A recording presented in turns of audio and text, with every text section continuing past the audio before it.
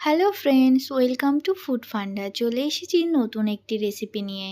ডিমের ঝোল বা ডিমের কারি একঘেয়ে খাবারটা খেতে যদি ভালো না লাগে, তাহলে ডিমের রান্নায় একটু স্বাদ বদল আনতে তোমরা তৈরি করতে পারো ডিমের ভাপা। খুব কম সময়ের মধ্যেই বাড়িতে থাকা সামান্য কিছু উপকরণ দিয়েই তৈরি হয়ে যায় এই ডিমের ভাপা। চলো তাহলে রেসিপিটি শুরু করা যাক। তার জন্য সবার প্রথমে লাগবে একটি স্টিলের টিফিন বক্স। এবার এই টিফিন বক্সের মধ্যে দিয়ে দেব 2 চামচ পোস্ত বাটা, দেব পরিমাণ মতো সর্ষে বাটা। আমি এখানে 1 চামচ হলুদ সর্ষে ও 1 চামচ কালো সর্ষে মিশিয়ে বেটে নিয়েছি। আর দেব 2 চামচ টক দই।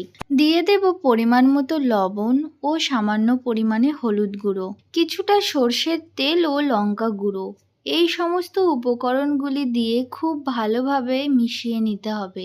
যেদিন রান্না করতে বিশেষ একটা মন চায় না, সেদিন ডিমের ভাপা কিন্তু দারুণ একটা অপশান হতে পারে। এটা বানানো ভীষণই ইজি আর চটজলদি হয়েও যায়। সমস্ত উপকরণগুলি খুব ভালোভাবে মেশানো হয়ে গেলে এর মধ্যে দিয়ে দেব আগে থেকে সিদ্ধ করে রাখা ডিম। ডিমগুলি আমি হাই ফ্লেমে 10 মিনিটের জন্য ভাপিয়ে নিয়েছি। এবার ডিমগুলি মাঝ বরাবর সমানভাবে কেটে নিয়ে সর্ষে ও পোস্তের পেস্টের মধ্যে কুসুমের দিকটা নিচের দিকে দিয়ে একটি একটি করে সাজিয়ে নেব।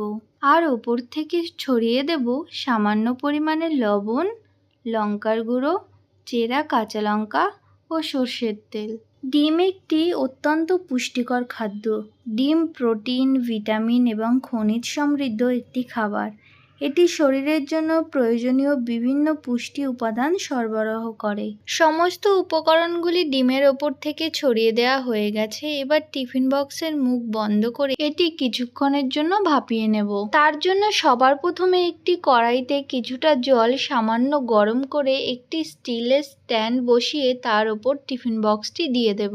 এরপর ঢাকা দিয়ে হাই ফ্লেমে 15 থেকে 20 মিনিট সময় ধরে ভাপিয়ে নেব। 15 থেকে 20 মিনিট পর কড়াইয়ের ঢাকনা খুলে একটি স্টিলের চামচের সাহায্যে এটি কড়াই থেকে বার করে নেব। এবার এই টিফিন বক্সটিকে সম্পূর্ণভাবে ঠান্ডা করে নিতে হবে। গরম অবস্থায় এটি খোলা যাবে না।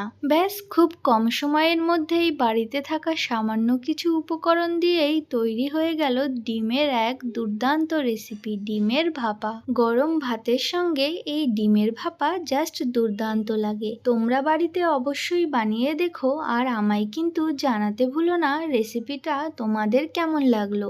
যদি ভালো লেগে থাকে তাহলে একটি লাইক করে দিও। আমার চ্যানেলে নতুন হয়ে থাকলে চ্যানেলটি সাবস্ক্রাইব করে পাশে থেকো। তাহলে আজকের মতো এইটুকুই, দেখা হবে নেক্সট ভিডিওতে।